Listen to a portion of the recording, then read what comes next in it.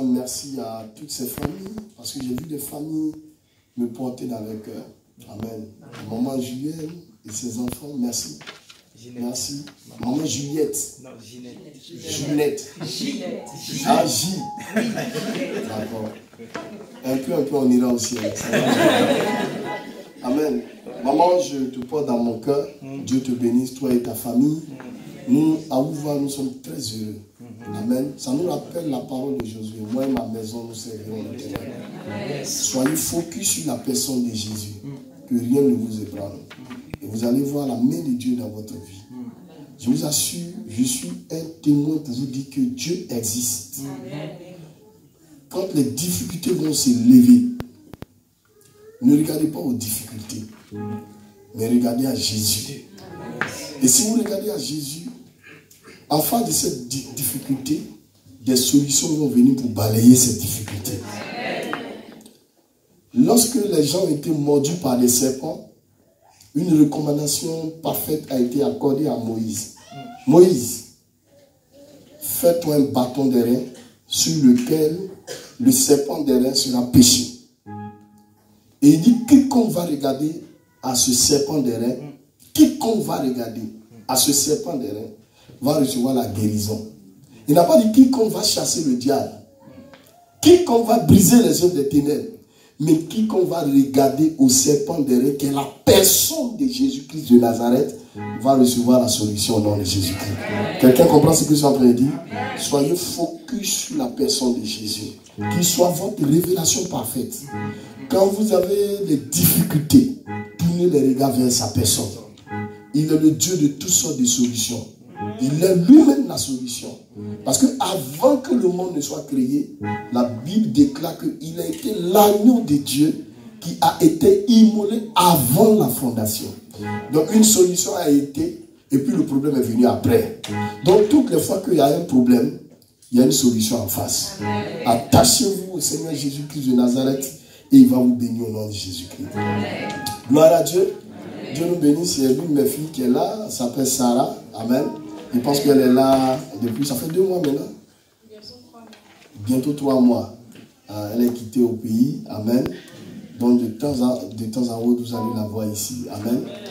Voilà, donc accueillez-la. Et je pense que Dieu aussi va continuer de la bénir. Merci à toutes les personnes qui sont présentes. Mais je veux vraiment vous dédier ce culte. Et ce que je veux dire, c'est des choses qui sont prophétiques pour votre vie dans l'année 2023. C'est vrai que je vais parler, mais je voudrais que tu prennes le stylo spirituel pour graver une pensée sur ton cœur. Une pensée qui sera une marque indélébile que toi tu vas chérir. La Bible ne dit-elle pas, grave la prophétie sur la table de ton cœur.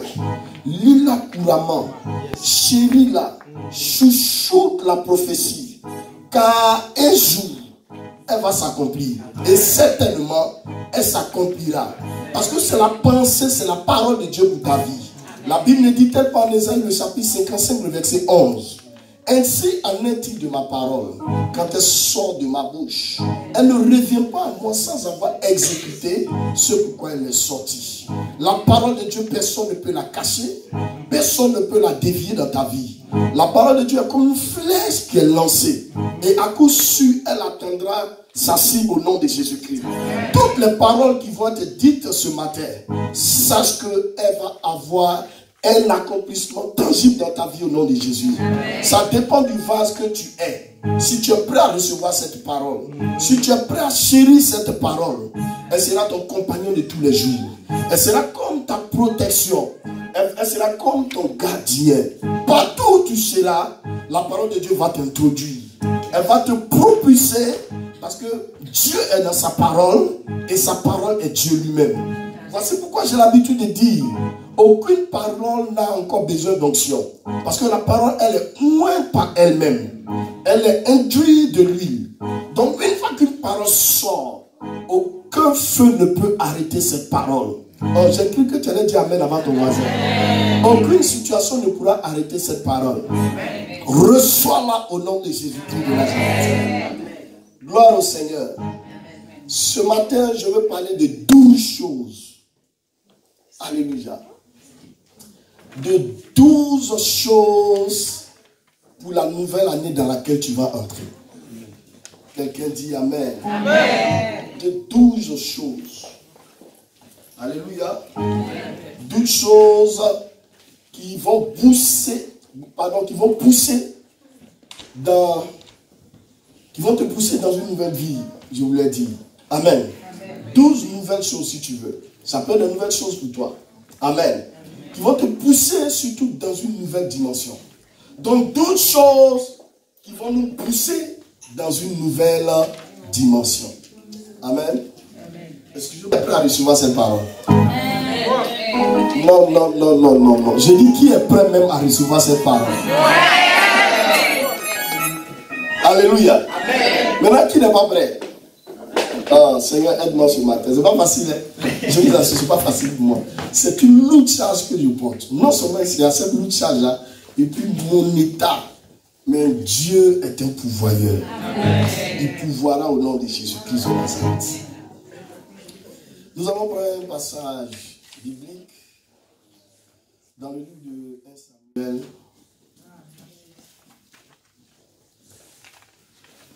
Samuel, il y a des passages comme ça qu'on va lire. Je ne sais pas s'il y a des personnes qui pourraient m'aider dans la salle. Il y a des personnes qui peuvent m'aider, s'il vous plaît, à faire ces différentes lectures. Bon, Noélie, tu es la première personne. Hein. En tout cas, c'est le nom là qui me revient. Amen. Noélie, la première personne. Tu vas prendre Luc 6, le verset 38. Luc 6, le verset 38.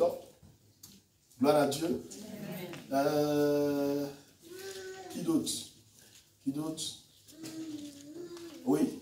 Tu vas prendre 2 Samuel 24, le verset 24. Une dernière personne. Oui. Deutéronome 12, le verset 6. Il y a beaucoup de passages comme ça qu'on va lire. Amen. Mais le premier passage, c'est 1 Samuel 2, le verset 18 au verset 19.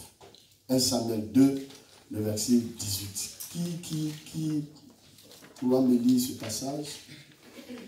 Amen. Ruth. 1 Samuel 2, le verset 18, le verset 19. Et Marie-Esther, c'est ça? Voilà, tu prendras...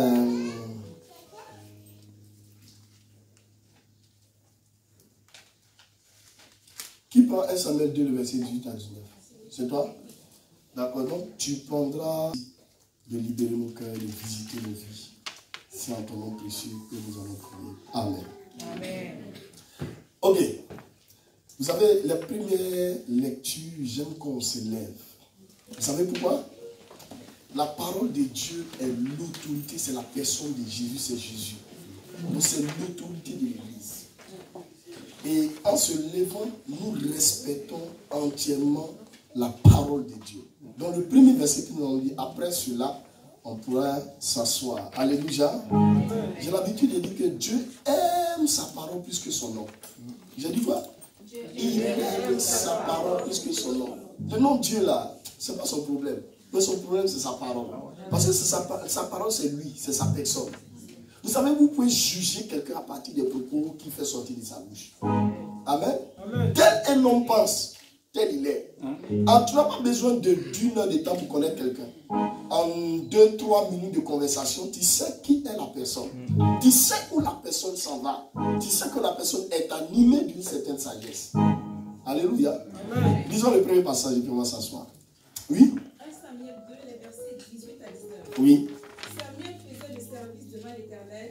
Oui. Et cet enfant était revêtu d'un éphod de lin. Oui. Sa mère lui faisait chaque année une petite Sa mère lui faisait chaque année, oui, une petite robe. Chaque année. Dis à ton voisin chaque année. Elle faisait quoi? Une petite robe. Une petite robe. Chaque année. Chaque année, une petite robe. Oui. Et la lui portait en montant avec son mari pour offrir le sacrifice annuel. Amen. Que Dieu bénisse sa parole. Amen. Alléluia. On peut s'asseoir à la parole. Donc, il est question ici de Samuel. Qui est Samuel? Samuel est le fils de Elkanah et de Anne. Si vous vous rappelez, dans le premier verset, Anne était mortifiée par une femme qui s'appelait Pénina. Quelqu'un a dit, même dans le nom de Pénina, on sent qu'elle est venue pour peiner Anne. Gloire à Dieu. Donc Pénina. Pénina était d'une adversité pour Anne. Elle se moquait d'elle parce qu'elle n'arrivait pas à concevoir. Elle avait tout le temps des difficultés avec mademoiselle Anne. Ou si vous voulez, madame Anne. Mais Anne ne s'est pas laissée faire. Quand elle a vu sa situation, au lieu d'aller s'asseoir chez les voisines pour parler de sa situation, qu'est-ce que Anne a fait? Elle est montée à Silo, le lieu de prière, le lieu de l'intimité avec Dieu, le lieu de souper avec l'Éternel, le lieu de la prière entre une divinité et un humain. Et cette rencontre a apporté un bénéfice dans la vie d'Anne. Je ne sais pas quel problème que tu vis, mais tu as besoin d'aller dans ce lieu d'intimité pour ressortir avec un Samuel. Non, quelqu'un ne m'a pas compris. Quelqu'un ne m'a pas compris. J'ai dit, quand tu as une sorte de difficulté, il y a un lieu appelé Silo dans lequel tu dois te rendre. Quand tu pars à Silo, à ton retour, il y a un Samuel que tu vas voir. Si tu me parles des problèmes que tu as, je vais te demander le degré de ta prière. Et c'est le degré de ta prière qui va faire sortir un Samuel. Je prie que les Samuel, en cette fin d'année qui étaient cachés, puissent ressortir dans vos vies au nom de Jésus-Christ. Quelqu'un a dit Amen. Donc quand elle est partie prier le Seigneur, l'Éternel l'a finalement béni par un fils qui s'appelle Samuel. Samuel était d'abord un juge. Et Dieu l'a mené après dans une dimension prophétique. Gloire à Dieu. Au départ, il était juge. Alléluia. Et c'est dans ce livre de Samuel que pour la première fois, parce que le peuple d'Israël avait crié à une certaine royauté. Ils ont dit que là-bas, il y a des rois. Il faut que chez nous aussi, il y ait des rois. Vous savez, Dieu fait chaque chose bonne en son temps. Ce n'était pas encore le temps de la royauté, mais tellement qu'ils avaient crié, la volonté permissible s'est manifestée. Au point où Dieu leur a donné un roi, mais ce n'était pas un roi selon la volonté de Dieu. Alléluia. Et finalement, la venue de ce roi a créé un chaos dans la vie du peuple juif. Et même une scission. Le peuple juif était divisé en deux. Gloire au Seigneur. Mais ce qui nous intéresse ici, c'est M. Samuel. Alléluia. C'est M. Samuel. La Bible dit que, à cause de l'affection qu'elle avait pour son fils, chaque année, elle lui cousait une robe. Chaque année. Je suis sûr que les robes qu'elle cousait chaque année ne se ressemblaient pas. Que ce soit en taille, que ce soit en couleur. Parce que si tu as 2 ans, qu'on coud une robe pour toi, c'est une robe de 2 ans. Amen. Il y a des vêtements, les vêtements qui sont déjà prêts. Et quand tu regardes l'âge qui est sur ces vêtements-là. Et si ça correspond à celui de ton enfant, tu le prends, n'est-ce pas? Amen. Donc, j'ose croire que chaque année, Samuel grandissait. Donc, j'avais une nouvelle robe chaque année pour Samuel. Et moi, par la grâce de Dieu, en association avec le pasteur Ouedraogo Israël, nous avons confectionné une robe pour vous pour l'année 2022-2023 par la grâce de Dieu. Amen. Et n'aie pas peur parce que le meilleur styliste a été avec nous. Il maîtrise les dimensions dont tu as besoin. Il les maîtrise. Donc on a confectionné cela pour vous. Les peaux seront à leur place. Les couleurs seront en harmonie. Et ça sera une belle robe pour ta vie au nom de Jésus-Christ de Nazareth. Vous savez, Dieu, il est toute chose. Alléluia. Toute chose a été créée par lui et pour lui. Il est le meilleur architecte. Voici pourquoi la Bible déclare que il est la principale des langues. Celui qui bâtit sans lui en train de partir dans le chaos. Il est aussi le meilleur pâtissier de la vie.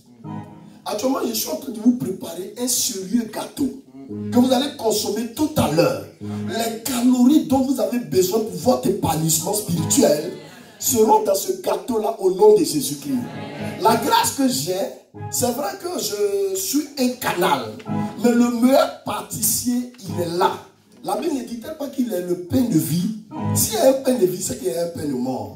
Mais ce matin, vous êtes à la meilleure place, avec le meilleur pâtissier, qui est sur le point de vous donner un gâteau pour votre évolution spirituelle au nom de Jésus-Christ. Quelqu'un dit Amen. Quelqu'un dit Amen. Donc, elle va nous prendre des robes. Et ces robes-là, c'était le symbole de son affection pour Samuel. C'était le symbole de son amour pour Samuel. Alléluia. Et cette robe était comme une protection pour Samuel. Mais sa mère voulait peut-être voir la croissance de son fils. Alléluia. Et chaque année, elle lui cousait une nouvelle robe. Alléluia.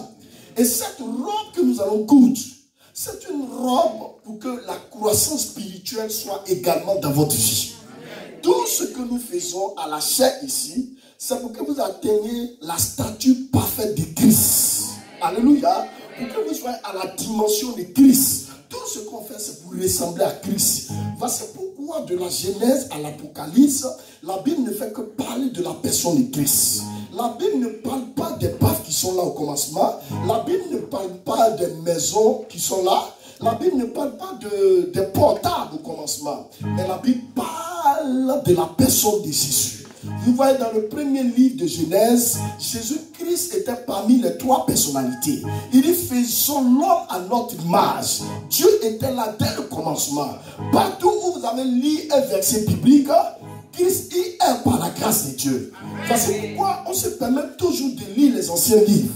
Ce matin même, je suis en train de lire un ancien livre, qui est le livre de Samuel. Mais pourquoi allons-nous lire encore des anciens livres? Parce que les anciens livres sont importants pour nos vies. Les anciens livres parlent toujours de nos vies. Les anciens livres sont toujours d'actualité. Quelqu'un dit Amen. L'histoire sur laquelle nous allons nous appuyer va parler de notre propre personne pour que nous puissions avancer. Alléluia. Donc la robe est confectionnée pour protéger Samuel. Gloire à Dieu. Pour que la vie de Samuel soit protégée. Et chaque fois qu'elle voyait la robe sur son fils, c'était comme une fierté pour la maman de Samuel. Alléluia. Alléluia. Et chaque fois que vous allez brandir la robe que nous allons vous donner tout à l'heure, ça sera une fierté pour le royaume.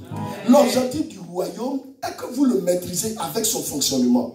Quand tu ne maîtrises pas le royaume et son fonctionnement, tu es en retard sur certaines choses. Tu es en retard sur la vie. Alléluia. Regardez, pour bénir la vie d'une personne, il faut lui donner une parole. Si tu lui donnes une parole, cette personne sera bénie au nom de Jésus. Vous vous rappelez, j'avais donné une bonne parole à ma femme. Qui se souvient de ça?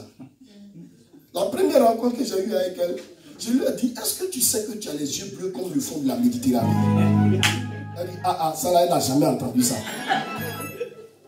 Gloire au Seigneur. Elle n'avait jamais entendu ça auparavant.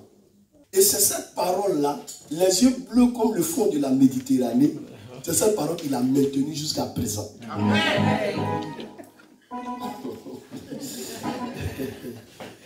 Voici pourquoi, au commencement, il faut parler. Tu as un frère, tu es à l'église. Si tu ne parles pas là, elle ne va pas venir. Il faut parler. Parce que si quelqu'un est plus violent que toi, on va me dire, ma soeur, tu as les yeux bleus comme le fond de la Méditerranée. Et puis, elle sera attirée par le frère. Et toi, tu vas aller dire au pasteur, mais les soeurs, on dirait, sont devenus matérialistes dans l'église. Nous, on ne sont pas matérialistes. Quelqu'un a placé une parole et bénédiction s'en est suivie par la grâce de Dieu. Gloire à Dieu. D'autres choses qui doivent vous pousser à une nouvelle dimension. Le mot grec qui définit le mot nouveau, c'est le mot kainos. Il est différent du mot kairos.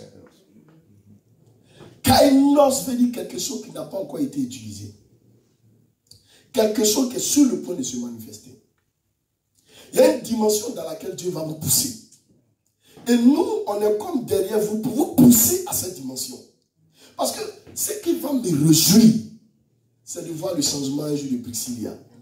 C'est de voir le changement un jour de Julien. C'est le voie de changement d'une personne qui est dans cette salle. Alléluia. Donc nous, on est obligé de vous pousser à ce changement par la grâce de Dieu. Quelqu'un dit que si tu ne changes pas, le changement va te changer. Alléluia. Nous, on va te pousser à ce changement par la grâce de Dieu. Et la première des choses que tu dois noter, première des choses, gloire à Dieu. Vous êtes prêts? Enregistrez ça. La première des choses, c'est votre façon d'offrir à Dieu. Ça sous-entend vos offrandes. Amen. J'ai l'habitude de dire que si vous ne changez pas, rien ne changera autour de vous. Vos façons d'offrir. On va lire les passages là. Le premier passage. Oui, allons-y. Luc 6, 38. Oui. Donnez et il vous sera donné. On versera dans votre sein une bonne mesure. Je lis. La Bible dit quoi? Donnez. Ma fille, il faut bien lire. Donnez. Il ne faut pas lire comme si tu étais devant un garçon. Il faut bien lire. Donnez et il vous sera donné. Répète encore. Donnez et il vous sera donné. J'attends cette voix de lion qui doit rugir. Donnez et il vous sera donné. Ma fille, ça c'est la voix d'un chat. J'attends la voix. Donnez et il vous sera donné. Donnez et il vous sera donné. Amen. La Bible dit quoi? Donnez. C'est un ordre, c'est un impératif. Et il vous sera donné. Oui, continue. On versera dans votre sein une bonne mesure. Ah. Serré. Secoué. Qui déborde. Qui? Attends, reprends encore. Ils n'ont pas compris. On versera dans votre sein une bonne mesure. Une bonne mesure. Serré. Secoué. Et qui déborde. Et qui déborde. Que la grâce qui va faire déborder la bénédiction descend sur toi au nom de Jésus-Christ. Gloire à Dieu. Donc vous voyez, vous comprenez? David dit qu'il ne peut rien donner. Il ne peut pas donner à Dieu quelque chose qui ne coûte pas. Il donne toujours quelque chose qui coûte cher. Je suis en train de commencer à coudre la robe pour l'année 2023. Amen. Le premier point, la première partie de cette robe, c'est ta façon de donner. Ta façon de donner à l'église ici doit pouvoir changer. Alléluia. Tu regardes l'église. Qu'est-ce qui manque à l'église? Pasteur Israël, j'ai remarqué que cette chose manque à l'église. Pasteur, je te donne ça. Tu es en train de servir Dieu. Derrière chaque service est cachée une bénédiction. J'ai dit quoi? Derrière chaque service est cachée une bénédiction. Ce matin, il m'a rendu le témoignage. Il y a des gens qui ont payé un réfrigérateur. Que Dieu bénisse ces personnes. Toutes les fois que les gens vont boire les jus qui sont là-bas et que leur soif sera étanché, que la grâce de Dieu aussi descende dans vos vies au nom de Jésus. Il m'a tellement présenté les choses ce matin, donc mon cœur est réjoui. Continue comme ça. Amen. Et quand nous on voit ça, on est toujours content de nous préparer à vous bénir au nom de Jésus-Christ. Donc ta façon d'offrir dans la maison de Dieu, tu donnes à Dieu ce qui est bon, ce qui est parfait, ce qui coûte cher. Parce que ce n'est pas un homme que tu donnes, mais c'est à qui? À Dieu. Donc il faut être toujours prêt à offrir à Dieu dans sa maison. Donner l'offrande nous délivre de la cupidité. Dieu me voit dans ton cœur. Est-ce que tu n'es pas cupide? Est-ce que maman n'est pas là-bas? Alléluia. Donc, donner à Dieu te délivre de la cupidité, de l'avarice et de l'égoïsme. Amen. Je ne vois pas Dieu, mais sous son ordre, je donne ce que je vois. Amen. Je ne vois pas Dieu, on ne voit pas Dieu. Mais parce que nous le sentons, nous sentons sa présence, nous donnons dans sa maison pour que la maison de Dieu soit bénie.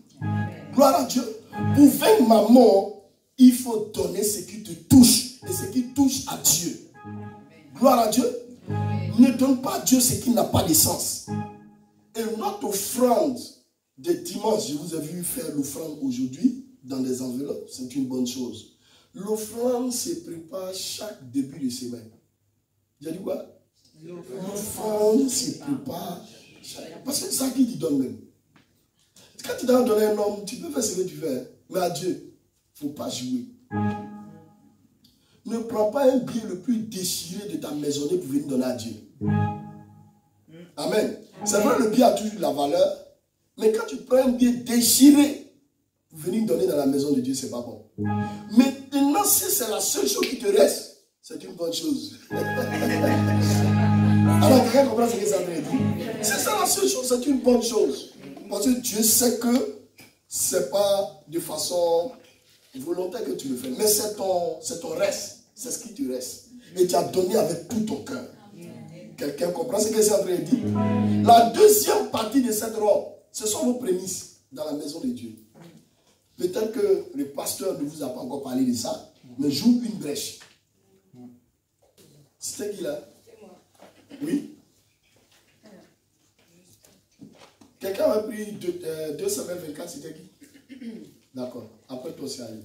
C'est là que vous présenterez vos holocaustes, Ah, oui? vos sacrifices, Oui? vos dîmes, Vos vos prélèvements, prélèvements, vos offrandes vos faites offrandes, en accomplissement d'un vœu, vos offrandes volontaires et les premiers-nés de votre groupe et les premiers-nés. et de votre petit bétail. Les premiers-nés. Vous savez, Dieu aime toujours les premières choses. Attends, il est Dieu, c'est pas un homme. Il aime les premières et les bonnes choses. Voici pourquoi Dieu va prendre toujours le premier-né. Samuel, il a été le premier enfant. Dieu l'a pris. Dieu va prendre vos premières récoltes. Dieu va prendre les premières choses. Alors, nous sommes dans ce monde, mais nous ne sommes pas de ce monde. Alors, le calendrier de ce monde commence par le mois de janvier. Amen.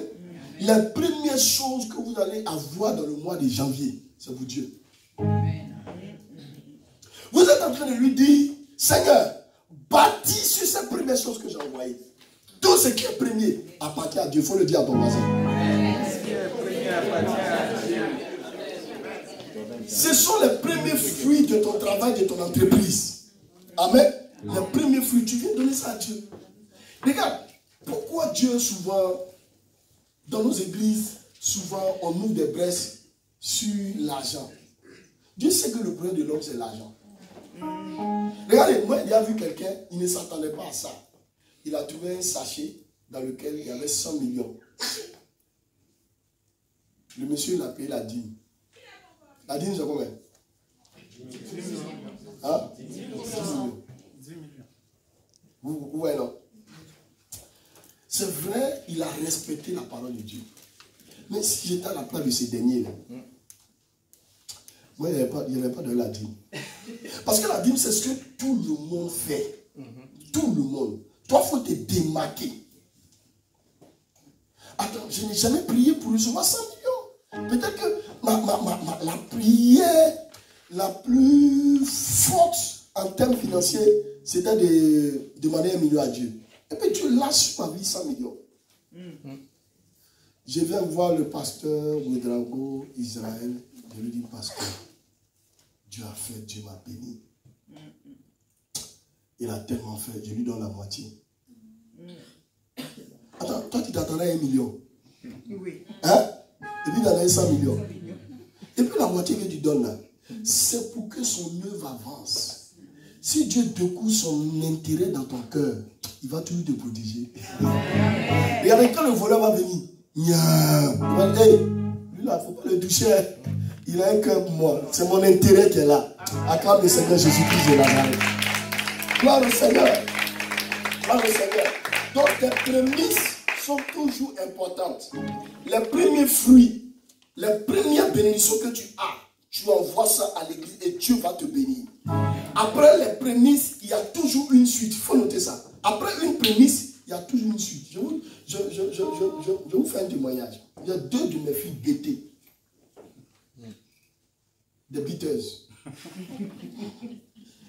C'est à l'église, c'est mes filles, elles se sont attachées à moi. Elles sont venues vers moi, pasteur. Nous sommes venus apporter nos prémices. Quand elles ont apporté, les 2 au même moment, le service dans lequel elles ont été renvoyées. Ça m'a choqué, pasteur Israël.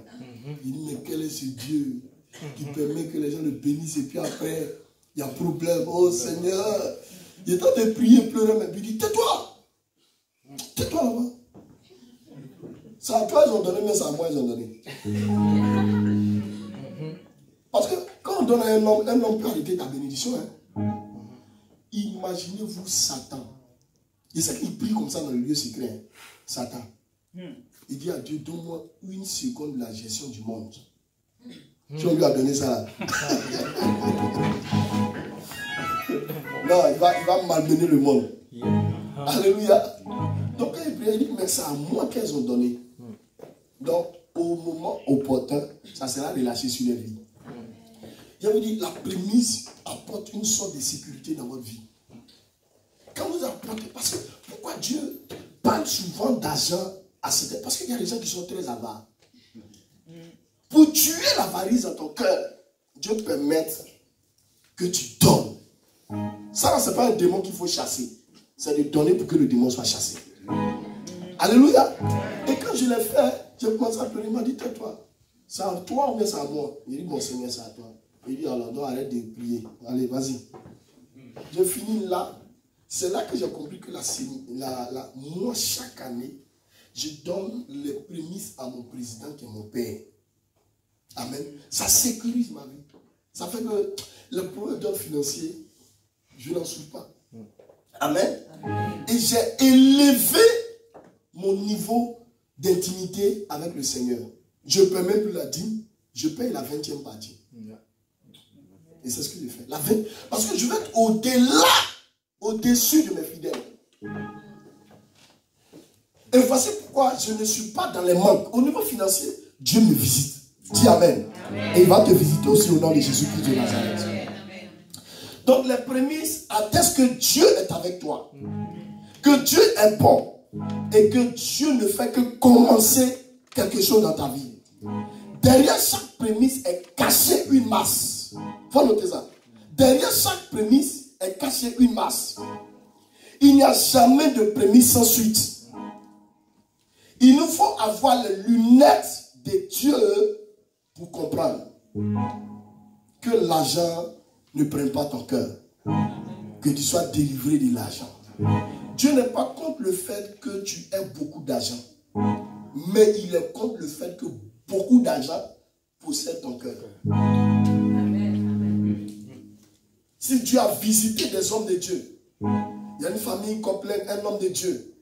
Lui, il ne fait pas offrande, il ne fait pas, il ne donne pas les zéros. Non, non, lui donne avion en offrande. Que tu crois ces gens de personnes au nom de Jésus. Alléluia. Que tu crois ces gens de personnes au nom de Jésus. Il y a des prières par lesquelles, il y a des actes par lesquels tu pourras être délivré. Amen. Ce n'est pas forcément la prière d'un serviteur de Dieu, mais les actes que tu poses peuvent apporter une sorte de délivrance. Il y a un monsieur, vous connaissez Benson Idaoussa, feu, l'archevêque Benson Idaoussa. Il avait un programme avec, je pense que c'était T.S. Osborne, et pendant qu'il avait le programme avec lui, il devait rentrer automatiquement sur les États-Unis. Donc il cherchait un vol pour lui.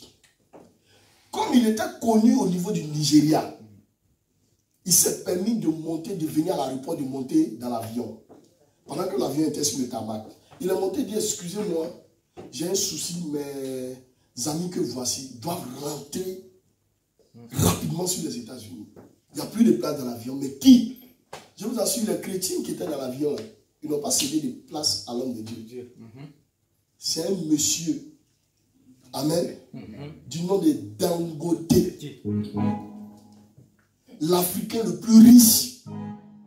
C'est lui qui a donné la place. Et quand il a donné la place, il a fait une seule prière. Il a levé son manteau et il a mis ça sur le gars, qui n'était pas chrétien. C'est une loi qui n'est pas forcément une loi chrétienne. C'est une loi universelle. Quand tu donnes, tu seras donné. Donc le gars, il a mis son costume sur lui. Il dit, tant que tu vas exister, aucun autre homme, aucun autre Africain ne va te dépasser sur le plan financier. À l'heure où je vous parle, c'est le meilleur Africain, l'Africain le plus riche. Monsieur Dangote. Que la richesse te caractérise au nom de Jésus. Mais que Dieu te donne ses lunettes pour voir dans le spirituel et pour comprendre ces choses. Reçois cette bénédiction au nom de Jésus. Reçois la grâce au nom de Jésus. Quelqu'un dit Amen. Quelqu'un dit Amen. Parce qu'il faut que l'église soit riche. Imaginez-vous, cette église est riche. Le pasteur dit, bon, on a une semaine de jeûne. pour payer nos bus. Oh, gêné, 6h, 18h. Abradadabala, gêné. Quelqu'un s'élève. Le 3e jour de jeûne. Il dit, pasteur, je paye non seulement un nouveau car, mais moi-même, je mets un autre car dessus. Amen. Il dit, le jeûne de 7 jours-là, vous allez l'arrêter au 3e jour. Soyez riches au nom de Jésus-Christ. Soyez riches. Il y a ce que l'argent fait et il y a ce que la prière fait. Soyez riches au nom de Jésus-Christ de Nazareth. Que Dieu vous bénisse. Donc, la 2e chose, c'était quoi? Les prémices. Et la 3e chose, nos actions de grâce. Vous voyez, c'est des petites choses comme ça. C'est sur ça que Dieu souvent s'appuie. Dieu aime les gens qui sont reconnaissants. Quand Dieu a fait quelque chose, tu viens de voir ici, ah, Dieu m'a béni, Dieu m'a visité, il y a eu le souffle de vie. Ça, c'est déjà une action de grâce. Et tu viens, tu peux offrir ce jour-là, voir le pasteur. Pasteur, voici mon action de grâce. Je voudrais que ce dimanche, on fasse un repas. Voici mon action de grâce. J'envoie un baf, j'envoie un nouvel instrument. Amen. C'est mon action de grâce. Gloire à Dieu. Et tu te permets de bénir le nom du Seigneur. Et Dieu aussi va se souvenir de toi au nom de Jésus-Christ. Amen. Avant ça, on va lire 2 Samuel, le chapitre 24, rapidement. 2 Samuel, le chapitre 24. Je lis la parole du Seigneur. Oui, allez-y. Mais le roi dit à Abna, non, je veux l'acheter de toi à prix d'argent. C'est David qui parle. Et je n'offrirai point à l'Éternel, mon Dieu, des holocaustes qui ne me coûtent rien.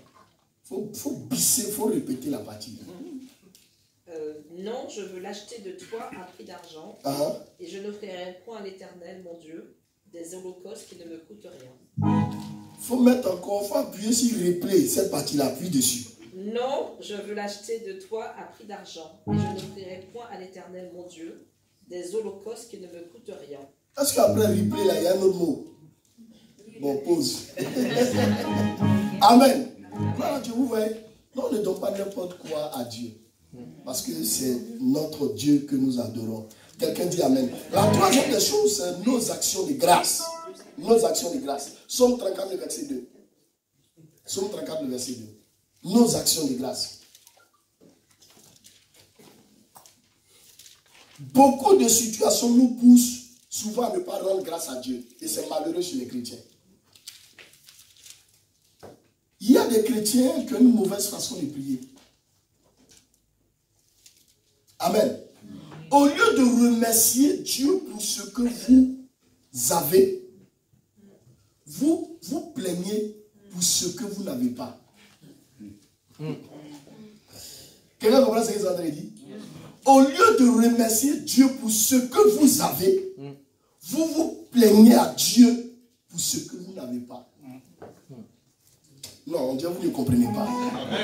Tu dois changer ta façon de faire. Au lieu de dire à Dieu que je n'ai pas d'enfant, remercie Dieu pour ton mari que tu as. Le son est bon? Gloire à Dieu. Donc on prie mal et on demande mal. Quelqu'un qui a 99 chaussures, il prend 3 jours de jeûne pour demander la 100e chaussure à Dieu. Le royaume est désolé pour toi. Les veillants sont désolés pour toi. Alléluia. Donc il faut rendre grâce à Dieu pour des petites choses. Donc depuis les jours là, moi je ne travaille pas. Est-ce que vous savez qu'il y a des gens qui travaillent et qui ne gagnent pas? Depuis là, mon fiancé là, est-ce que vous savez qu'il y a des gens qui sont fiancés? Même un pygmée. Dieu là. Gloire à Dieu. Donc rends grâce à Dieu pour ton fiancé que tu as. Ne te plains pas Dieu pour ce que tu n'as pas. Il faut toujours rendre grâce à Dieu. L'attitude d'action de grâce donne envie à Dieu de faire davantage dans votre vie. L'attitude de l'action de grâce donne envie à Dieu de faire davantage dans votre vie. Quelqu'un dit Amen. Et ça va permettre à Dieu de multiplier vos récoltes au nom de Jésus-Christ. Car qui est-ce qui te distingue? Qu'as-tu que tu n'aies reçu? Et si tu l'as reçu, pourquoi te glorifies-tu comme si tu ne l'as pas? Il faut toujours toujours rendre grâce à Dieu. Arrête de te plaindre. Dis à ton voisin, arrête de te plaindre. Il dit, il faut lui donner un coup de coude. Dis voisin, arrête de te plaindre. Il y a des enfants, il a écouté la prière d'un enfant un jour. Il était à mon bureau là-bas, et puis il entendait prier. Il dit, Seigneur, oh Seigneur, pourquoi m'as-tu placé dans cette famille? Pourquoi, Seigneur? De mon bureau là, il a dit, arrête bien, il a dit, c'était, tais-toi là-bas. Regarde, tu es bien né. Est-ce que vous savez qu'il y a des gens qui sont morts à l'accouchement? Il y a des gens que leurs parents ont avorté. Mais toi, tu es déjà né. J'ai dit, tu es déjà né. J'ai dit, tu es déjà né. Est-ce que tu sais ce qui s'est passé avant ta naissance? Il y a des milliers de spermatozoïdes qui ont été injectés. Milliers de spermatozoïdes. Et il y a un seul qui a lutté, qui est rentré en contact. Il a attrapé. Et c'est ça qui a fait que tu es là aujourd'hui. Donc tu es déjà né, tu as lutté, ta vie même est déjà une lutte. Donc bénis le nom du Seigneur pour ta famille. Maintenant le problème, ta famille peut être pauvre. Mais tu n'as pas le droit de mourir pauvre. Alléluia. Non, tu n'as pas le droit de mourir pauvre.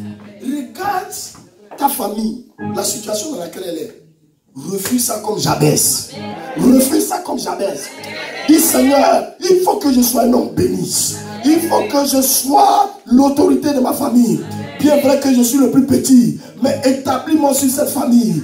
Rends mon intelligence fructueux pour que Père, je puisse engranger davantage. Et Dieu va t'exaucer au nom de Jésus. Dis amen avant ton voisin. La quatrième des choses, envoyer des âmes à Christ. J'ai dit quoi? Envoyer des âmes à Christ. Matthieu le chapitre 28, le verset 19. Tu peux noter aussi Proverbe 24, le verset 11.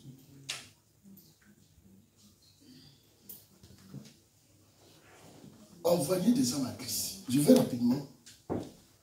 Écoutez, tout ce que nous sommes en train de faire là. Si dans ta vie, tu n'as jamais envoyé une personne à l'église, c'est pas bon. Regardez, pendant que nous sommes ici, il y a plein de personnes sur le territoire français qui sont en train de se balader. Ils sont morts, quoique vivants. Et tu dois les arracher au diable et les connecter à l'église pour qu'ils soient bénis. Je quitte ici. Ça n'a qu'à être ton premier combat. Que tu sois enceinte ou pas, ça n'a qu'à être ton premier combat.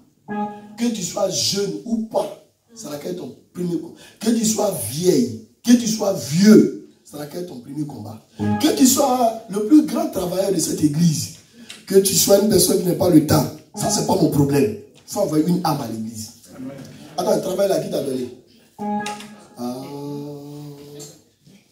Le travail dans lequel tu es, puis tu n'as pas le temps là, qui t'a donné ça? Ah, tu ne vois pas? Qui t'a donné? D'accord. Donc le même Dieu qui t'a donné, le même Dieu peut récupérer ce travail. Ben, il y a des gens qui disent non, il n'y a plus de temps, vous savez. Là, j'ai quelques. Voilà. Qui t'a donné le travail là? C'est Dieu. Donc le même Dieu qui t'a donné le travail, il est capable de le récupérer. Dieu te dit, il faut que tu gagnes une âme. Que tu sois né spirituellement aujourd'hui, il faut que tu gagnes une âme. Vous savez, le christianisme est le seul lieu où un enfant naît en même temps avec ses 32 dents. Ah. Je me répète. Je dis le christianisme est le seul endroit où un enfant naît en même temps avec ses 32 dents. Vous ne connaissez pas ça? Qui n'est pas baptisé? Qui n'est pas baptisé? Viens ici.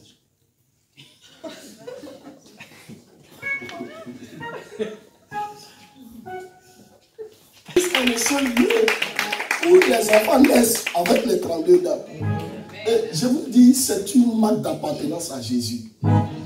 faudrait que vous baptisez. Ma prière même là, que vous le fassiez avant de rentrer dans la nouvelle année. Tous ceux qui ne sont pas baptisés, ils sont dans ça, levez les mains. Ah, ils ne sont pas baptisés. Non, tu es dedans, ils ne sont pas baptisés. Passez par les eaux du baptême. Vous allez mourir avec Christ et vous allez ressusciter avec lui. Et là, quand vous plongez dans l'eau là, toute votre vie est plongée dans l'eau. Votre vie passée est plongée dans l'eau. Et quand vous ressortez en tant qu'une nouvelle créature. Les choses anciennes sont passées et toutes choses sont devenues. Voilà Dieu. Donc, passez par les eaux du baptême. Et Dieu sera content de vous. C'est la marque de votre appartenance. Moi, quand je me faisais baptiser, j'étais dans une église, les gens ne regardaient pas les nouvelles personnes. Ce jour, il y avait 25 francs dans ma poche. 25 francs, ça peut faire combien de centimes ici? Ça ne représente rien ici. Hein. Il y avait 25 francs dans ma poche. Après 3 jours de jeûne sec, eux, ils sont venus avec les riz gras, les poissons braisés, poulet braisé. Quand il a fini, là, tel que je suis venu, c'est comme ça que je suis reparti. Amen. C'était une église qui n'était pas accueillante. Mais la main de Dieu était sur ma vie. Amen. Quel que soit ce que vous allez voir, demeurez, soyez fidèles au nom de Jésus-Christ de Nazareth. Donc j'ai dit quoi? Il faut que vous envoyiez une âme à Dieu.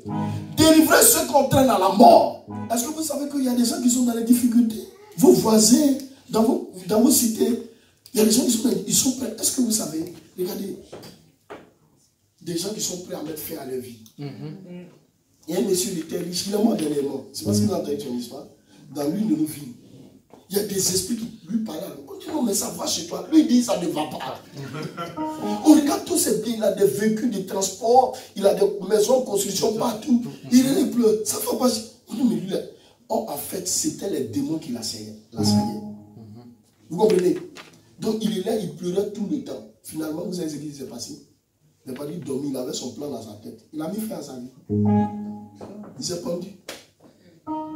Mais tu es voisin de ce dernier-là. Tu ne lui parles pas de Christ. Et demain, il se pend. Dieu va te redemander son sang. Voici pourquoi votre entourage, prêchez Jésus. Parlez de Jésus partout où vous êtes. Et Jésus va vous bénir. Nous avons lu un passage la fois dernière ici, où Dieu dit, quand vous partez là, à l'évangélisation, n'allez pas avec bouche, ni sac, ni chaussures. Mais quand vous êtes parti là, est-ce que vous avez manqué de quelque chose? Rien. L'argent est dans la bouche souvent du poisson. Amen. Allez gagner des âmes.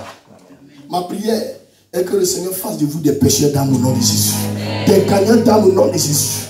Des gagnants d'âme au nom de Jésus. Que l'occasion soit favorable ou non.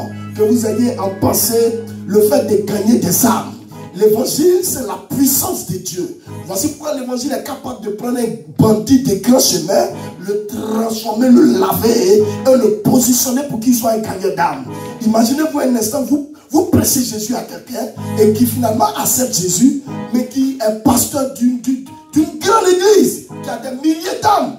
Frère, ta villa sera construite au ciel là-bas par la grâce de Dieu. Tu seras une personne bénie au nom de Jésus-Christ. Il y a des enfants que nous avons qui sont devenus des pasteurs. Il y a des enfants que nous avons qui sont aujourd'hui des pasteurs. Et gagnez les âmes des enfants. Et Dieu va vous arroser au nom de Jésus. Faites de cela votre vie de tout le temps. Prêchez Jésus-Christ. Que l'occasion soit favorable ou non. Que ce soit votre voisin dans le train. Que ce soit votre voisin dans le bus. Parlez-lui de Jésus. Quand vous allez prêcher Jésus à ce dernier, le Saint-Esprit va rentrer en contact avec la parole prêchée pour que le cœur de ce dernier soit transformé au nom de Jésus. Quelqu'un comprend ce que je suis en train de dire? Ce n'est pas vous qui gagnez les âmes, c'est le Saint-Esprit qui touche les cœurs pour que les cœurs viennent à lui. Mais vous, ce que vous avez à faire, c'est de placer une parole, c'est de prêcher l'évangile. C'est une bonne nouvelle. L'âme la plus puissante du monde, c'est l'évangile. Quand l'évangile descend dans un endroit, ça représente une bombe. Je ne conseille pas les œuvres des ténèbres. La Bible ne dit-elle pas délivre ceux qu'on amène à la mort. Attendez, Dieu ne peut pas descendre pour délivrer quelqu'un. Il a besoin d'un contact qui est ta personne. Prêche l'évangile, que l'occasion soit favorable ou non. J'ai dit quoi? Prêche l'évangile. Dis à ton voisin, prêchons l'évangile. Dis voisin, prêchons l'évangile. Dis voisin, parle de Jésus à quelqu'un. Partout où tu es, parle de Jésus à quelqu'un. Dis amen. La prochaine chose. 5e point. Amen. C'est que vous soyez de véritables disciples. Ésaïe le chapitre 54, le verset 13. Un véritable disciple, ce n'est pas quelqu'un qui papillonne d'église en église. Il y a des gens, quand ils viennent, et c'est comme ça qu'ils ont les regards. Copine, l'église là, c'est pas une bonne église. Non, c'est pas une bonne. C'est-à-dire, on n'a même pas encore parlé, mais eux, ils ont déjà jugé au point de ne plus revenir. Tu es un papillon. Et finalement, si tu papillonnes, tu ne pourras rien avoir. Amen. Demeure dans l'église là où tu es. Et Dieu va venir te bénir au nom de Jésus. Sois fidèle et Dieu va venir te bénir au nom de Jésus. Donc il faut que tu sois un véritable disciple. Qu'est-ce que c'est que le disciple? Le disciple, il a une seule chose dans sa tête. Ce que le maire lui dit de faire, c'est ce qu'il fait. Quand pasteur Ouedraogo va tracer le cap, un disciple, il est obligé d'obéir. Attends, vous avez cette facilité d'obéir à vos patrons, mais vous n'avez pas cette facilité d'obéir au pasteur. Il y a un problème. Le patron va te dire, viens au travail à 7 heures, à 5 heures, tu regardes dans les trains. Mais quand le pasteur va te dire de venir à 7 heures, à 6h45, on t'appelle, tu dis tu es en route, oh c'est maintenant ta serviette est au cou. Un disciple, sa seule mission, c'est d'obéir à ce que son maître lui dit. C'est tout. Le jour qu'il vient à la chair, il dit, bon, voici ce que Dieu m'a dit. Parce qu'il a l'habitude de dire qu'aucune église ne peut s'élever au-delà de sa chair. La chair, c'est l'autorité de l'église. La chair est toujours positionnée de sorte à ce que le peuple de Dieu ait les regards vers elle. Actuellement, c'est à la chair que vous regardez. C'est l'autorité de l'église. C'est si les informations passent. C'est si le pasteur vous parle. Donc, ça veut dire que c'est Dieu qui lui parle. Donc, ce qu'il va dire là, vous devez obéir. Le jour où il dit, peuple de Bethel, aujourd'hui, Dieu m'a dit, dans son silencieux pied, faites-le, vous êtes de bons disciples. Alléluia. Obéissez et Dieu va vous bénir au nom de Jésus. Soyez des disciples faits au nom de Jésus-Christ. À la réalité, toute la maison de Dieu doit être disciple. Obéissant à la parole de Dieu et faisant l'œuvre de Dieu au nom de Jésus-Christ. La sixième des choses, promouvoir l'excellence à tous les niveaux. Philippiens 4, le verset 8. J'ai dit quoi? Promouvoir l'excellence. Regardez, le réfrigérateur que vous avez payé, vous faites la promotion de l'excellence. Tout doit être chic ici. Quand vous partez dans les grands supermarchés, les Carrefour, les Auchan, les quoi encore? Dites-moi, c'est pas là-bas que vous partez. Vous avez pas de quoi? Lidl. Hein? Lidl. Quoi encore? Monoprix, l'éclair. Pika. Casino Pika. Ah, mon fils, tu maîtrises beaucoup. Hein? Amen. Mais quand vous partez dans ces endroits-là, il y a des odeurs qui se croisent là-bas. Vous avez remarqué ça? De bonnes odeurs qui se croisent. Au point où tu as envie de dépenser ton argent. Vous n'avez pas remarqué ça? Souvent même tu n'as pas envie de payer, mais tu payes quand même. À cause des bonnes odeurs qui se dégagent. Donc, l'excellence doit caractériser le corps du Christ. Ici, là, ça doit sentir bon. Quand les gens viennent, Amen. Et les gens sont prêts à s'investir pour l'œuvre de Dieu. Les choses doivent changer ici. La couleur de la salle. Amen. Mais la fois dernière, il avait parlé de ça. Il a dit, vous la même femme. Vous la même femme. Votre mari vous prend. Il vous envoie dans un autre lieu. Le lit est bien dressé. Vous savez, il y a des lits, quand tu te couches dessus, tu peux faire des cauchemars. Non, c'est pas possible. Le lit est bien dressé. Il y a des fleurs roses qui sont jetées sur le lit. Il y a des couleurs, des jolies couleurs en cœur qui sont là. Tout est parfumé dans le lit. Tu vas dire à ton mari, prends-moi. Amen. Donc l'excellence doit vous caractériser. L'excellence, c'est le respect de l'heure. C'est la beauté de la maison de Dieu. Toi-même, tu dois t'habiller excellemment. Yeah. Le bon parfum, ce n'est pas pour les autres, c'est pour toi aussi. Gloire à Dieu. Le bon coiffe, tu es bien coiffé dans la maison de Dieu. Le jour qu'on dit, il y a bouffe ici, ne fais pas petite bouffe. Vous connaissez M. Salomon? Non, vous ne le connaissez pas. Attendez, vous connaissez M. Salomon? Nous, on a un événement chez nous. Chaque année, on appelle ça la table de Salomon. On organise ça dans le mois d'avril, en Pâques. Il y a tout sur la table. C'est le jour où tu manges et puis la nourriture te passe par les narines. Il y a toutes sortes de mets. Que l'excellence vous caractérise. Ici, il doit pouvoir changer. Vous avez déjà commencé. Dieu aime les bonnes choses. Il aime les bonnes choses. Que les bonnes choses soient vues ici. Vous avez remarqué une certaine perfection dans les toilettes. Moi, j'en parle. Chez moi, en Afrique, c'est compliqué. Souvent, tu es dans les toilettes là. Et puis, les gens te voient. C'est compliqué. Amen. Gloire à Dieu. Mais c'est vous. Que l'excellence. Mais nous, on est en train de travailler à cela. Gloire à Dieu. Que l'excellence vous caractérise. Le chrétien qui vient ici pour la première fois. Vous regardez, qu'est-ce qui peut le marquer en termes de nourriture? Vous regardez, puis vous lui donnez quelque chose. Vous l'accueillez avec cela. Vous accueillez les nouvelles personnes avec cela. Qu'est-ce qui peut marquer comme nourriture? Je vous rappelle qu'il y a un monsieur qui s'est converti à cause de riz gras. Riz gras chez nous, c'est une nourriture qui n'est pas coûteuse. Hein? Amen. Mais il s'est converti. Ah, votre riz gras, à cause de ça, j'ai donné ma vie au Seigneur. Donc tous les moyens sont bons pour que les gens se convertissent. Donc que l'excellence vous caractérise au nom de Jésus. Quelqu'un a dit Amen? Donc faites l'excellence votre cheval de bataille. Activez l'excellence en vous. Amen.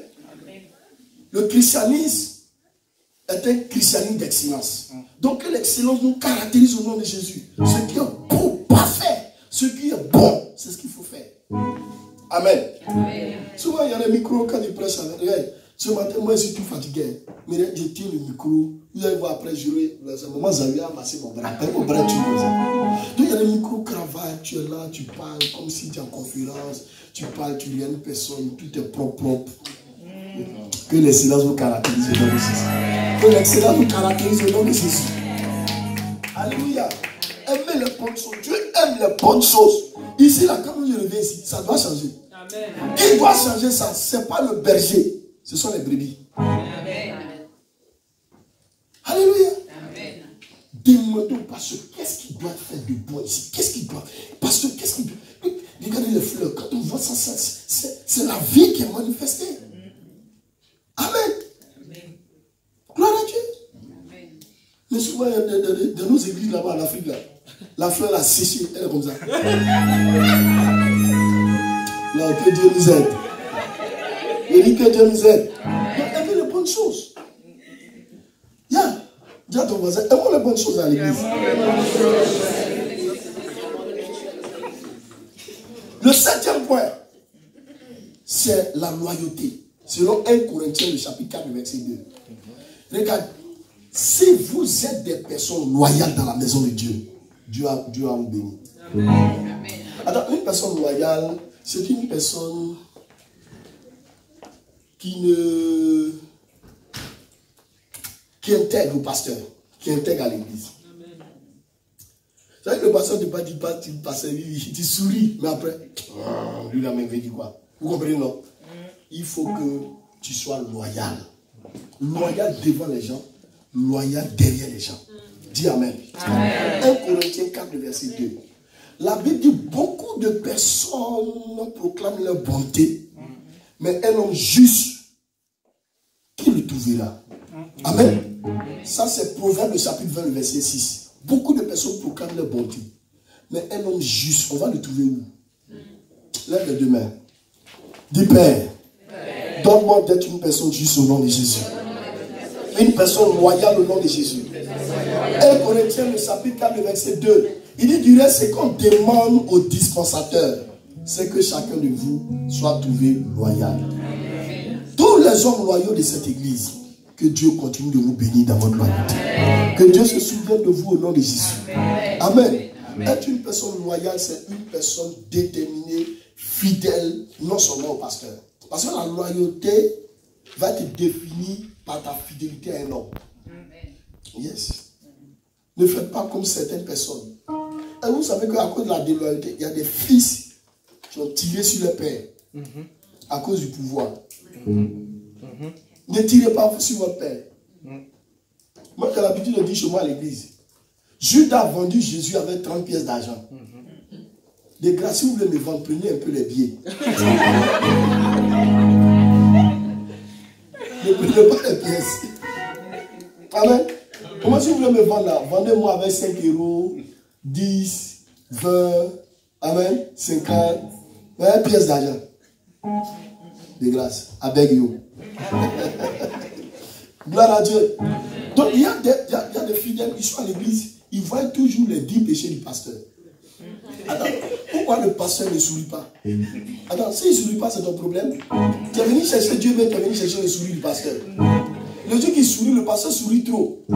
Pourquoi maman Corinne est habillée comme ça? Pourquoi elle est comme ça aujourd'hui? Pourquoi elle n'est pas comme ça? Ils ont toujours quelque chose à dire. Taisez-vous un peu. Et soyez des personnes loyales au nom de Jésus. Dieu regarde votre loyauté pour vous bénir. Soyez des hommes loyaux. Dites Amen, je vous en prie. Amen. La 8e des choses, c'est d'obéir à Dieu selon 1 Samuel 15, le verset 22. Obéis immédiatement. Il y a des gens, Dieu vous dit des choses dans le secret. Obéissez immédiatement. Si vous ne le faites pas de façon immédiate, il y a quelque chose qui va remplacer ça. Amen. Dieu attend votre obéissance dans la maison de Dieu. Amen. Imaginez-vous un instant. Papa a 2 enfants. Quand il appelle le premier, viens d'abord, il dit, il ne va pas. Le deuxième, quelle que soit la fatigue, il se lève et puis il s'en va, il obéit. Quand son père aura une bénédiction, qui va bénir? Celui qui est toujours obéissant. Soyez obéissant dans la maison de Dieu. Quand vous êtes obéissant, vous attirez la faveur de Dieu sur votre vie. Vous attirez la grâce de Dieu sur votre vie. Quand Mardochée a parlé à Esther, Esther, vas-tu rester dans ton coin? Ils vont exterminer notre peuple. Esther, lève-toi. Quand elle a entendu la voix de Dieu, elle s'est levée. Elle dit, si je dois périr, moi, je périrai. Votre obéissance a un coût, mais obéissez. L'obéissance, souvent, c'est difficile, mais obéissez. Attendez, est-ce que c'est facile d'obéir? Souvent, l'obéissance, c'est compliqué, mais obéissez. Votre obéissance va attirer la bénédiction de Dieu sur votre vie. Quelqu'un dit Amen? Quelqu'un dit Amen? Voilà, au niveau du haut de la robe, hein, on va mettre les bras, les pouces maintenant, et puis on va finir. Amen. 9e des choses, s'engager dans n'importe quel défi de l'église. Répète cela à ton voisin. S'engager dans n'importe quel défi de l'église. Actuellement, vous avez un défi. Pasteur, vous allez prier pour un car, un bus. C'est un défi de l'église. Engagez. Vous vous imaginez, le bus est là et puis ça va transporter les gens pour venir à l'église. Dieu va vous bénir. Engagez-vous dans n'importe quel défi de l'église. Et je vais vous dire, tout défi est fait pour être défié. Vous avez dit quoi? Tout défi est fait pour être défié. Amen. Engagez-vous dans tous les... Que ce soit un défi d'achat de terrain, un défi d'achat de terrain, un défi d'ordre financier. Engagez-vous. Dieu va vous bénir. Ne vous engagez pas parce que vous n'avez pas quelque chose. Amen. Amen. Ne vous engagez pas aussi parce que vous avez quelque chose. Engagez-vous et Dieu va envoyer la chose. Ce qui vous manque, Dieu va l'envoyer au nom de Jésus. Quelqu'un dit Amen avant son voisin. Amen. La 10e des choses, entreprendre pour répondre aux besoins du Seigneur. Il a dit quoi? Entreprendre pour répondre aux besoins du Seigneur. Le bien le plus précieux d'un homme, c'est son activité. J'ai dit à mes chrétiens là-bas, le 1er janvier 2023, je suis là comme ça, devant la porte de l'église. Je lui demande, toi tu fais quoi? Il dit rien, il dit retourne-toi. Il n'est pas digne de venir à l'église. Toi tu fais quoi? Il ne fait rien dans la vie. Papa, c'est-à-dire qu'il ne fait rien. Sors. Amen. C'est ce que je vais faire. Parce que quand il y a beaucoup de pauvres dans l'église n'avance pas. Il y a un homme de Dieu qui m'a soufflé un truc. Ça m'a choqué, mais après ça m'a donné de réfléchir. Il dit, pasteur, il faut commencer par évangéliser les gens qui sont riches.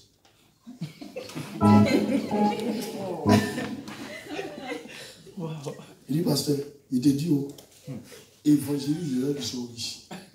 Si les gens sont riches, qui sont riches sont dans un endroit, les pauvres vont venir. Mais si tu commences par évangéliser les gens qui sont pauvres, les riches ne vont pas venir. Gloire à Dieu. Gloire à Dieu. Évangéliser tout le monde. Dieu ne fait exception de personne. Amen. Ne mettez pas de discrimination entre les gens. Alléluia. Donc il faut entreprendre. Il faut que le jour que, les gars, vous venez, M. Zahou dit, il paye un truc ici. Ça doit vous énerver. Mais c'est une connaissance. Moi aussi, je dois payer quelque chose. C'est une saine concurrence. Et vous devez chercher du travail. Pour un jour payer quelque chose à Dieu. Quelque chose qui coûte à Dieu. Pas de la pacotille. Et Dieu va te bénir au nom de Jésus-Christ. La 11e des choses. Être intime à Dieu. Amen. Pour entreprendre le verset, c'est Ecclésiaste, le chapitre 11, le verset 6. La 11e. Amen. Ça, on est en train de repasser maintenant la Bible. On est en train de repasser maintenant. Mais si c'est froissé, c'est pas bon. Il faut que ça soit repassé. 11e des choses. Être intime à Dieu. Amos, le chapitre 5, le verset 4. Matthieu 6, le verset 33. Cherchez premièrement le royaume des cieux et sa justice, et Dieu va vous donner toutes choses par-dessus. Nous devons chercher premièrement quoi? Le royaume. Cherchez premièrement quoi? Le royaume. Parce que pourquoi tout le temps? Jésus-Christ est trop intelligent. Il n'a pas montré à ses disciples. Il ne leur a pas donné le poisson. Mais il leur a appris à pêcher le poisson. Amen. Toutes les fois qu'il marchait avec eux, il s'arrête à un endroit. Les disciples, je les voyais croiser les bras.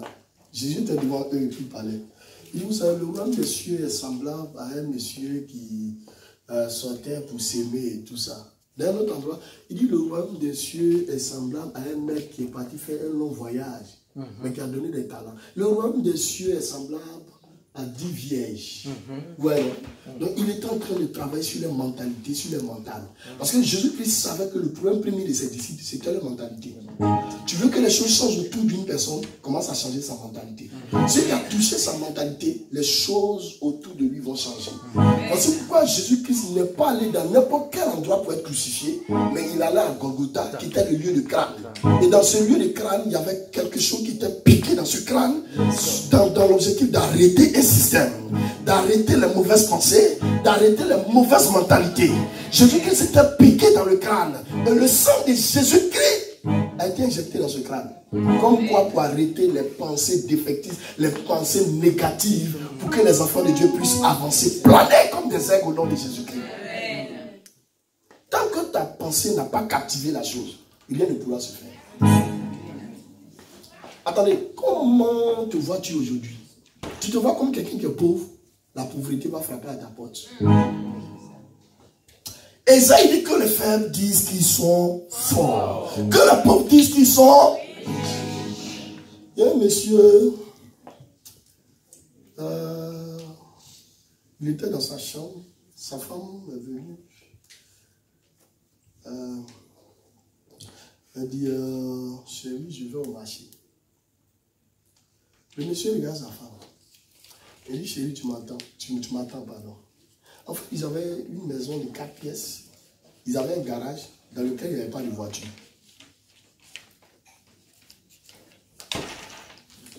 Donc, elle va au marché, elle va aller au marché. Et le monsieur dit, attends-moi. Il dit, chérie, attends-moi, je vais t'accompagner au marché. Elle dit, tu dis quoi?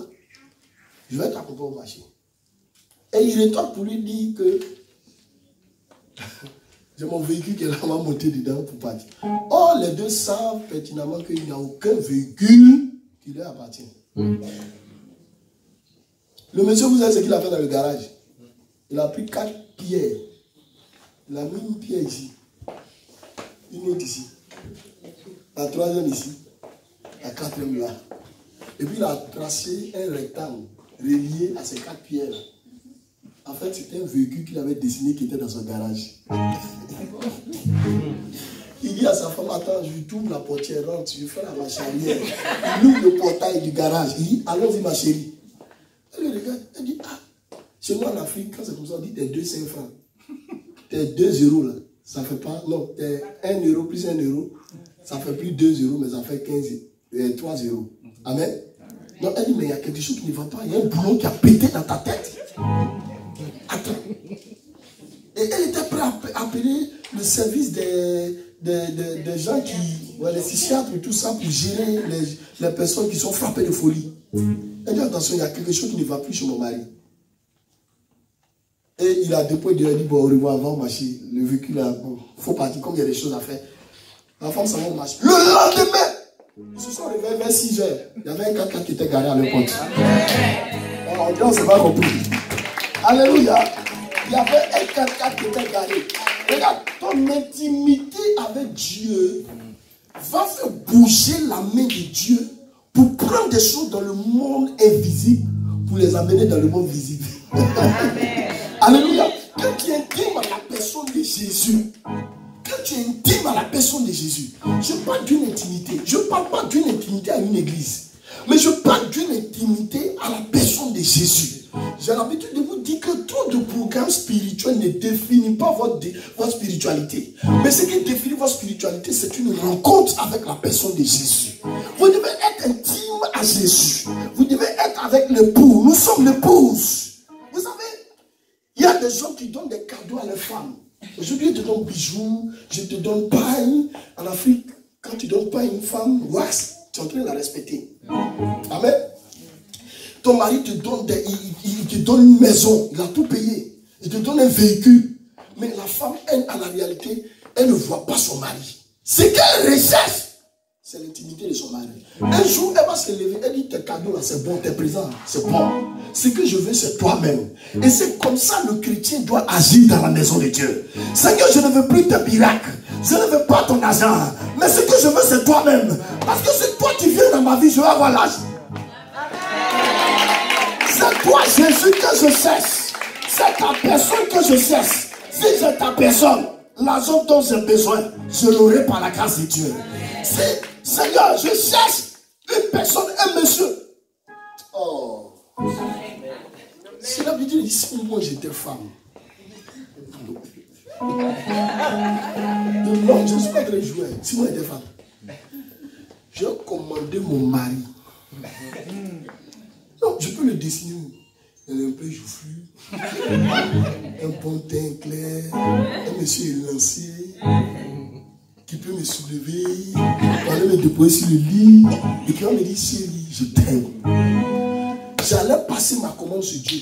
Parce que ce que je dois faire pour qu'il vienne, c'est de rentrer dans une sorte d'intimité avec Dieu. Vous savez, quand vous êtes intime à Dieu, vous n'êtes plus dans les ténèbres. Il y a une lumière qui luit sur votre vie. Les écailles tombent de vos yeux. Vous commencez à comprendre, voir les choses dans le spirituel. La seule chose que vous avez besoin, ce n'est pas quelqu'un d'autre. Ce n'est pas le miracle de Jésus, mais c'est Jésus lui-même. Il y a des gens qui connaissent la maison de Dieu, mais ils ne connaissent pas le Dieu de la maison. Ah, et qui c'est un problème pour l'église. Il faut être intime à Jésus, s'attacher à sa personne. Dis, Seigneur, c'est toi ce que je veux. Je te cherche tous les jours de ma vie. David dit, j'irai dans la maison de Dieu. Et je vais contempler, je vais admirer ce beau Dieu. Il est dans sa maison, ce n'est pas pour chercher d'autres choses. Ce n'est pas pour savoir comment le pasteur prêche, qu'est-ce qu'il mange, comment sa femme est habillée. Mais ce que je cherche dans la maison de Dieu, c'est mon Jésus de Nazareth. C'est mon Jésus de Nazareth. Ayant soif de sa personne, étant dans une intimité, cherchant Dieu malgré tout, contre vents et marées. Seigneur, je te cherche. Comme biche qui soupire près des eaux paisibles. Seigneur, je te cherche. Quand tu vas te faire découvrir, je serai une personne bénie au nom de Jésus. Quelqu'un dit Amen. La seule chose dont tu as besoin, c'est Jésus. Amen. C'est Jésus. Jésus est tout pour nous. Amen. Il dit en Apocalypse, le chapitre 3, le verset 20. Je me tiens à la porte et je frappe. Si quelqu'un entend ma voix et qu'il ouvre la porte, j'entrerai chez lui. Je souperai avec lui, lui avec moi. Frère, aujourd'hui nous sommes dans une étape du souper. Du souper. Nous devons souper avec Jésus. La femme qui est l'église, l'église qui est ta personne, l'époux malgré tout, l'époux est parti à la croix. Il a aimé le monde. Alléluia. Car Dieu a aimé le monde. Il s'est livré en sacrifice pour nous. L'époux aime l'épouse. L'époux est amoureux de l'épouse. Au point où l'époux va aller se sacrifier. Pour que toi aujourd'hui tu sois quelqu'un dans la vie. Pendant que nous étions encore pécheurs, que sacrifice pour nous. L'époux est prêt à te tendre la main. Mais est-ce que tu es prêt à tendre la main à l'épouse? L'église est la seule structure qui ne connaît pas l'époux. Les autres structures, les autres religions, amen. Les autres religions maîtrisent l'époux. Au même ils citent des passages de l'époux. Ils s'appuient souvent sur le livre des Psaumes. Mais le christianisme, ceux qui se réclament de l'époux, eux-mêmes ne maîtrisent pas les paroles de l'époux. Il y a un problème. L'église doit te repenser. L'église doit rentrer dans l'intimité avec Dieu. Quand tu es intime à Dieu, tu n'as plus besoin de lumière dans la chambre. L'intimité de ton mari est une sorte de lumière. Si vous ne pouvez pas demander à tous ceux qui sont mariés. Alléluia. Gloire à Dieu. Est-ce que, quand vous êtes dans la chambre, vous avez bien les lumières encore?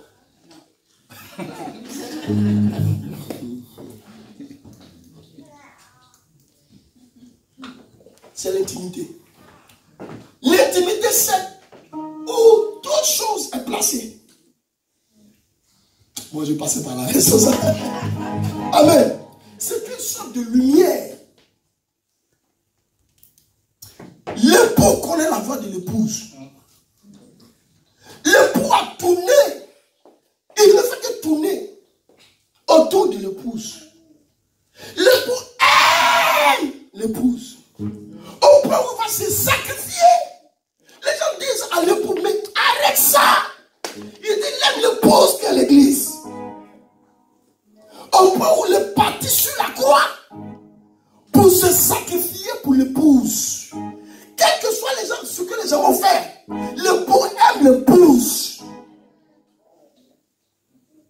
Frère, vous avez un Jésus qui s'est sacrifié pour vous.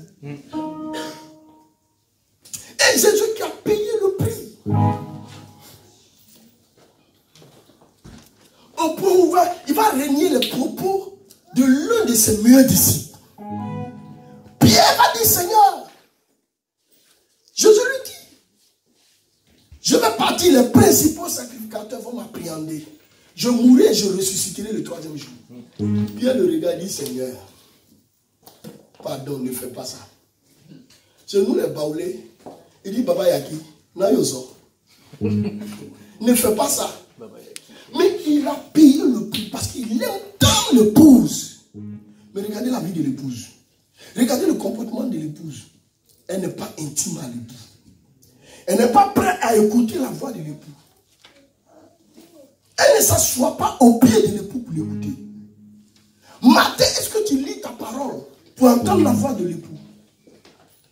Amen. L'église est divisée en 2 parties. Il y a les vierges, les 10 vierges. Il y a 5 qui sont folles. Et il y a 5 autres qui sont sages. Quand nous voulons parler, l'église est divisée en 2 parties. Les sages, elles ont de l'huile dans leur lampe. Mais les folles, elles n'ont pas prêté de l'huile. Au moment où l'époux était là, elles voulaient rentrer.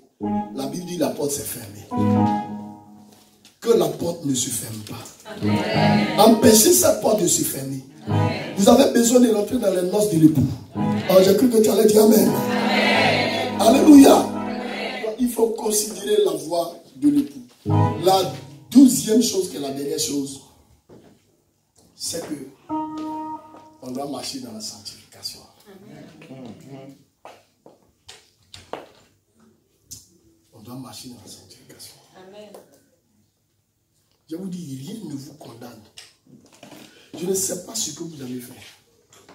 J'ai l'habitude de dire, avant, quand je ne connaissais pas le Seigneur, tu ne me connais pas, ce que ta montre n'est pas à l'heure. Je faisais des choses négatives. Je consommais la drogue. Je fais des choses. Peut-être que je n'ai pas tué l'homme, mais j'ai fait beaucoup de choses. Mais malgré cela, l'époux a enlevé la saleté qui était sur ma vie. L'époux m'a considéré. Frère, parce que j'ai décidé de donner mon cœur à l'époux. Et l'époux a commencé à me déclarer. Il dit dans le livre de Ruth, le chapitre 3, le verset 3, lave-toi et oins-toi. Se laver, c'est le symbole de la sanctification. Genèse, le chapitre 4, le verset 7. Il dit, si tu agis bien, tu relèveras ton visage. Mais si tu agis mal, le péché se couche à ta porte et ses désirs se porteront vers toi. Mais dis-toi, domine sur le péché. Frère, nous devons abandonner le péché et vivre la sanctification. Se préserver pour l'époux, se nettoyer pour l'époux, s'attacher à sa personne. Et l'époux viendra à notre secours. Sanctifions nos voies pour l'époux. Alléluia. L'époux est 3 fois saint. Quand tu es seul, qu'est-ce que tu fais? Devant les autres chrétiens, tu te présentes comme étant pur. Mais ce n'est pas cela que Dieu regarde. Il dit, ne faites pas comme les pharisiens, qui quand ils se présentent dans les lieux, ils vont faire ils lavent les mains, ils lavent les oreilles. Ce n'est pas ça que Dieu regarde, mais c'est l'état de ton cœur. Voici pourquoi vous allez prendre n'importe qui est dans une intimité avec le Seigneur. Il est là, il est seul, il chante. Il dégame, il regarde. Ce n'est pas ce que Dieu regarde. Dieu regarde l'état du cœur qui est en train de chanter. Et Dieu vient bénir en fonction de l'état du cœur. Dieu cherche un cœur qui est pur. Dieu cherche un cœur qui est séparé. Une église qui est sans tache ni ride. Une église qui a compris ce que c'est que Jésus. Une église qui a abandonné le péché. S'habillant dans la robe de la pureté. Cherchant Dieu par tous les moyens. C'est ce que Jésus-Christ recherche. Des hommes qui sont purifiés dans leur conscience. Des gens qui sont purifiés dans leur façon de faire. Des gens qui sont purifiés partout où ils sont. Dieu veut une église qui est sanctifiée. Amen. Alléluia. Quelqu'un nous pense que ça veut dire. Vive la sanctification à tous les niveaux. Tu es avec ton patron, tu lui dois du respect. Même s'il n'est pas chrétien, tu lui dois du respect. Tu es avec une femme, vous êtes dans un foyer, tu lui dois du respect. Tu es avec ton mari, tu lui dois du respect. C'est une sorte de sanctification. Tu dois du respect même à tes enfants. Les enfants aussi doivent du respect à leurs parents. Regarde la grâce que tu as. Tu sais combien de fois ta maman a lutté pour que tu viennes au monde? Tu sais combien de fois? Souvent dans le foyer, elle était battue. Et un jour, elle s'est laissée, elle a pris grossesse. C'est là que tu es venu au monde. Et puis toi, tu viens, tu insultes ta maman. Si elle prononce une parole négative, ça va t'attraper. Tu ne sais pas ce que tu dis. Tu ne sais même pas ce que tu fais. Avis à tous ceux qui injurent les parents. Avis à tous ceux qui ont des propos négatifs envers les parents. Tu es déjà né, bénis le nom du Seigneur. Tu es déjà né, bénis le nom du Seigneur. J'ai entendu une fois ma fille, sa maman l'a appelée, j'étais en train de la recevoir, elle avait mal au pied. Et puis elle m'expliquait. Au moment où elle a commencé, non, ma maman, je ne la vois pas bien. Et puis en même temps, sa maman l'a appelée. Donc, je lui dis décroche. La personne insistait, décroche. Je dis décroche. Et puis elle a décroché. Elle lui demande, ça va bien ma fille?